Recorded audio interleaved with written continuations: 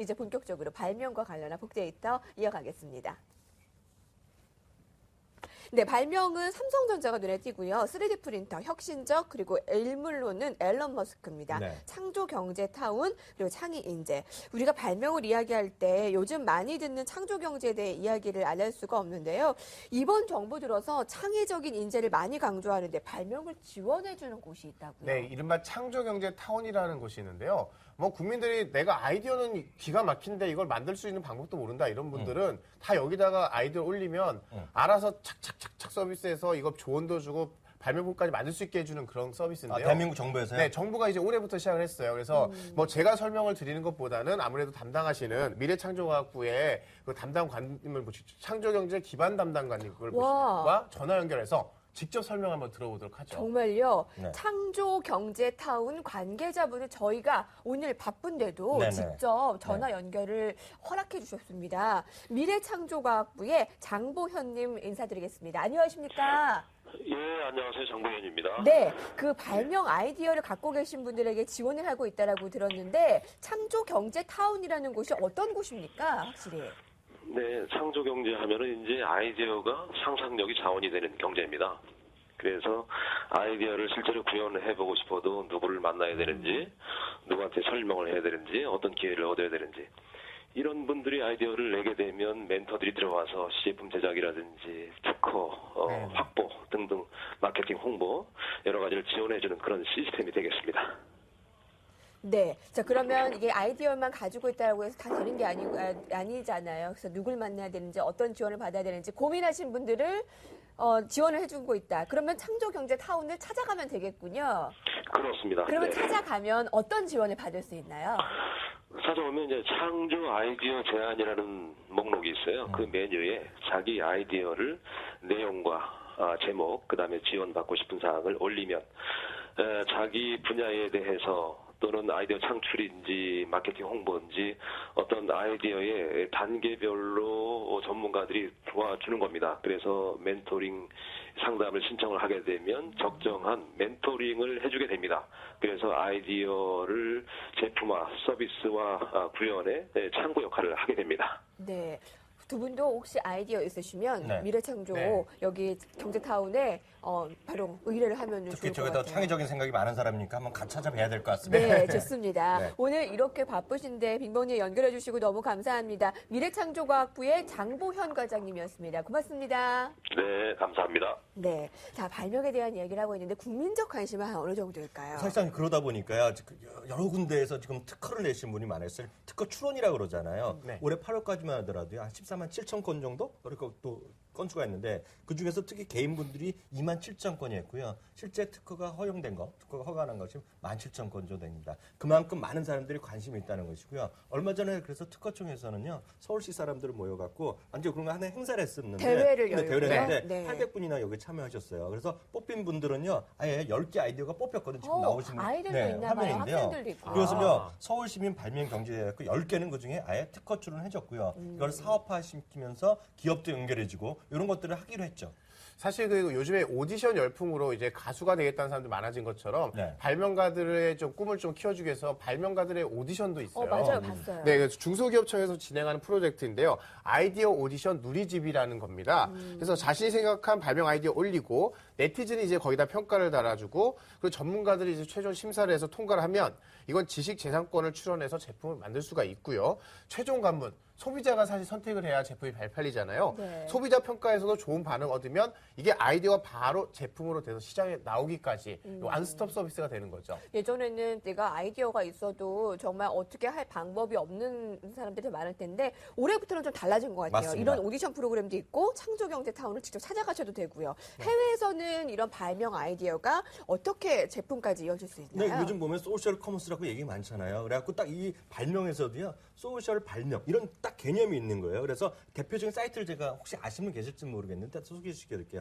미국 거에서는요, 퀄키닷컴이라는 게 있고요. 미국에서 엄청 유명한 거 딱 화면 나오는데요. 그리고 노르웨이에서는 유니키아라는 곳인데요. 특히 퀄키 같은 건 이미 미국에서만도 회원수가 20만 명이고요. 한국 분들도 여기 직접 올리시는 분들이 많아요. 본인의 아이디어가 있다거나 제품의 어떤 기획 같은 거 있으면 여기 SNS상에 올리시는 거예요. 그러면 네. 거기서 수많은 개인들, 네티즌들이 요즘 보통 분들이 아니잖아요. 저도 괜찮겠네요.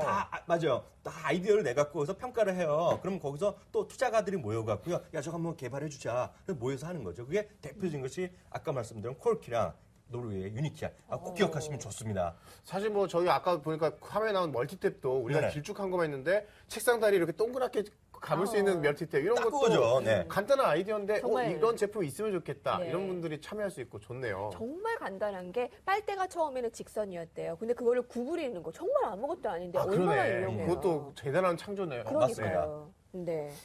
사실은 뭐 이게 그러면 네 한번 제가 그 네. CNBC에서 IT업 신생 기업 과학 연구 중에서 경력이 있는 사람들 조사에 최고의 발명가를 선정했는데 누가 뽑혔을 것 같으세요?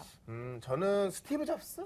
아 스티브 잡스도 많은 과반수를 네. 차지했는데요. 물어봐주세요, 저한테. 네 누구? 뭐 너무나 전 사실 그걸 봐기 때문에 아는데요. 앨런 머스크가 뽑혔습니다. 맞습니다. 맞아요. 네. 앨런 머스크. 예전에 네. 에디슨이 있었다면 요즘에 21세기에는 앨런 머스크인데 앨런 머스크와 같은 창의적인 인재가 되는 방법이 있을 것 같아요. 우리 사실- 어머니도 귀가 쏠깃해지실 것 야, 같아요. 이거 말씀드리면 오해하실 분 많을 텐데요. 저는 사실 제가 이제 대학교 졸업하고요. 대학원에 유학을 갔는데요. 그때 제 개인적인 얘기해야 되는 게 나을 것 같아요.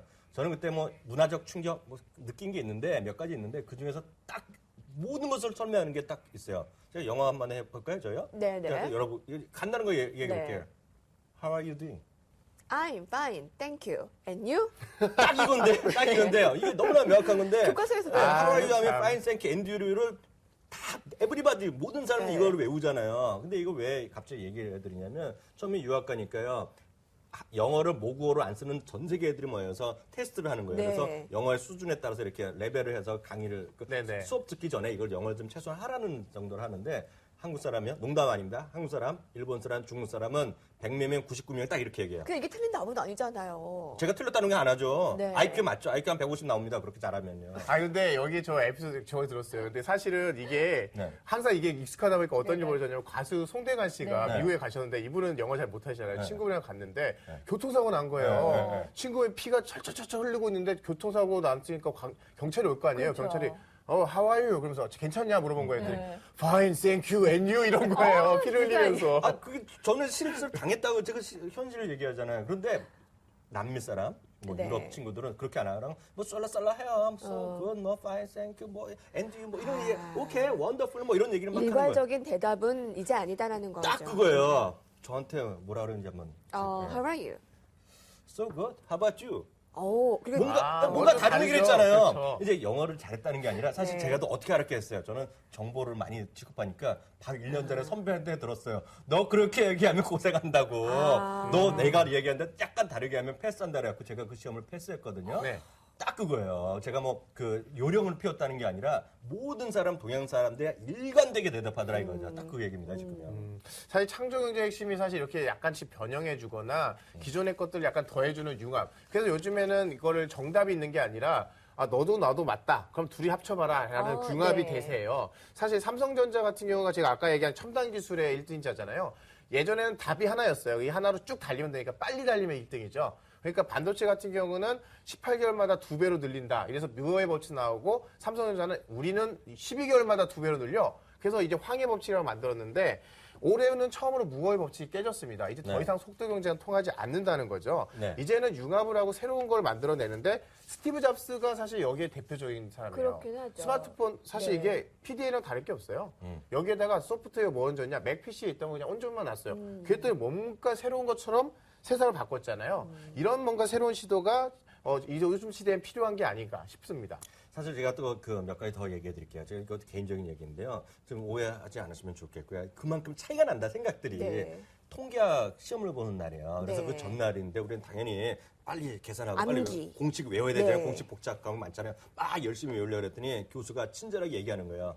너희들 준비할 게 있는데 특히 한국 사람 거기서도 일본 사람, 중국 사람 잘 들으라고 계산기를 2개 갖고 오라는 거예요. 우리는 계산하려고 그랬는데 계산기 2개 갖고 오라는 거예요. 왜냐하면 하나가 쓰다가 배터리가 나가니까 시험 못 본다고. 그러면서 네. 더욱더 친절해요. 그 양반이. 친구 계산기는 익숙하지 않으니까 다 사용법을 익숙하게 오라는 얘기하고 있고요. 네. 하나 더 얘기하는데 절대로 공식 외우지 말라고.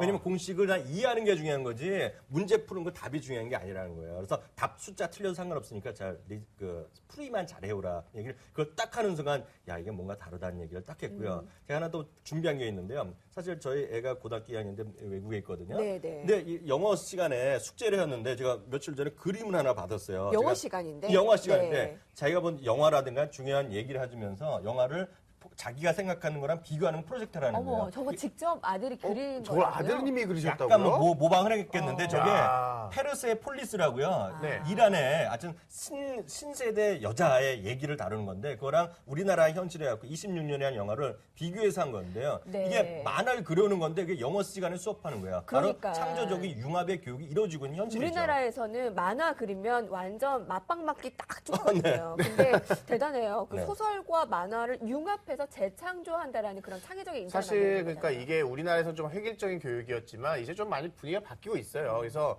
그 뭐라 그러냐면 요즘에 창조 비타민 프로젝트라는 거래요. 뭐냐면 비타민이 이제 우리 몸에 활력을 주는 것처럼 요거 하나를 가지고 과학이나 IT 기술을 어딘가에 접목해라. 요거 그대로 하지 말고 그래서 나온 게 뭐냐 NFC 택시 안심 서비스라는 게 있어요. 뭐냐면 요즘 그 여자친구나 이렇게 집에 귀가할 때 남자친구는 뒤에서 택시 번호를 보고 이렇게 외워주잖아요. 필요 네. 없어요. 스마트폰 딱 타자마자 좌석에 딱 대면 여기 현재 위치, 택시기사 아저씨 이름, 전화번호 이런 게 모두가 다 지인한테 자동으로 전송이 되는 거예요. 간단하거든요. 사실 원리는 간단해. NFC 그렇죠. 헤드폰마다 다 있는 기술인데 네, 네. 그걸 이용해서 간단하게 생활에 적용했더니 굉장히 효과적이더라. 이렇게 되는 거죠. 제가 스웨덴 하나 사례해야 될까요? 저건 제가 예전부터 알던 게 아니라 한 2주 전에 우연히 내가 TV를 보다가 우리나라 케이블 TV에서 하나 봤는데 이게 스웨덴은 이미 한 1970년부터요. 피넛 프로젝트라는 게 있어요. 그래서 발명이란 수업 시간에 아예 정해놓은 거예요. 과목을. 네, 그리고 아예 의무적으로 그런 건 공예 있잖아요. 나무로 뭐 만드는 거 그걸 했어요. 근데 여기 보면 나무 그 선생님이 있는데 발명 담임의 선생님이 있는데 이 양반이 뭐냐면 오늘 학교 수의 선생님이거든요. 오. 수의하시면서 목수로 하세요 학교에서. 근데 그분이 워낙 이런 아이디어가 좋아서 아예 발명에 담임을 시킨 거예요. 네. 그래갖고 두세 명씩 프로젝트를 해갖고 이렇게 뭐 이것 좀 만들어 오는 걸 아예 정규 수업에 하는 거고요. 이런 것에 바탕을 두니까 북유럽의 스웨덴, 노르웨이가 창조적인 기업이 많은 거예요. 그래요? 네. 제가 창조적인 기업, 그 기업도 TV에 나온 걸 제가 인용해드리겠는데요. 저도 그거하고 많이 조사를 했는데 해피삭스라는 회사예요. 양말 만드는 양말, 회사. 네. 양말을 보면 앉아서 다양한 울긋불긋한 양말을 만들고 딱 이런 양말인데요. 네. 뭐냐면요. 이게 네. 남자도 저런 거 신사복에도요. 저런 양말을 신으라는 거예요. 아, 저도 저런 이쁜 양말 신고 네. 싶어요. 조금 뉴욕에 대박 났어요. 뉴욕에서 팔고 있어요, 지금. 전 세계 다 팔아요. 그럼 우리나라도 있을 가능성이 있죠. 그러니까 자, 그게 바로 네. 대표적인 사례죠. 발명과 관련해서 얘기를 해보고 있는데요. 주목해야 할 산업이나 기업이 있다면 어떻게 해볼 수 있을까요? 저는 뭐 이 발명 관련해서는 뭐 다양한 기업들이 있겠지만 저는 그 가장 먼저 뽑고 싶은 게 삼성전자예요. 제가 과거에 한번 에피소드 알려드리면 스마트폰 나왔을 때 LG전자가 따라오는데 한참 걸렸잖아요. 근데 네. 삼성전자 왜 따라갈 수 있었냐? 온갖 거 다 발명하고 있었어요. 태블릿도 만들고 있었고 스마트폰도 만들고 있었고 사업 언제 할지 몰라. 괜찮아. 해. 계속 만들어봐. 그거 열심히 만들고 있다가 갑자기 스마트폰 뜨잖아요. 야 스마트폰 하던 너 어디 갔냐? 일로 와봐.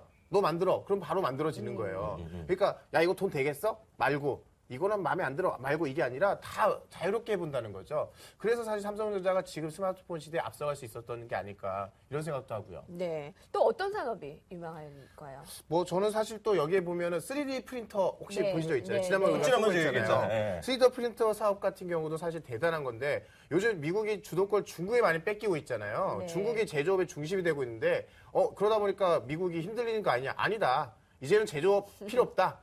나중에는 아예 3D 프린터가 보급되면 제조업은 아예 아무도 없다는 거, 제조업 네. 인력이 저료가 되는 날이 올 것이다. 이런 얘기도 있고요. 네. 뭐 하이퍼루프 같이 뭐 고속 맞아요. 연결, 튜브 여성 열차 이런 것도 되면 전기차가 지금 배터리 문제 때문에 사용하기 힘들다고 하지만 하이퍼루프만 되면은 전기차 도시 내에서만 돌면 네. 되니까 이 문제도 해결이 되고 이런 것들이 좀 있을 것 같아요. 저는 3D 프린터 생각하니까 그런 얘기가 떠올라요. 왜 어렸을 때 네. 내 얼굴이 어떻게 나오나 프린터에 얼굴 이렇게 대고 프린터 뚜껑 닫아가지고 이렇게 출력 그런 버튼 사람 맞아요. 있어요. 누른 적 있지 않으세요? 그런 사람 있어요. 저 많이. 창의적이죠. 근데 그게 진짜 내 얼굴이 3D 프린터로 나온다라는 거 아니에요? 신기해요. 딱 그거죠, 딱 그거죠.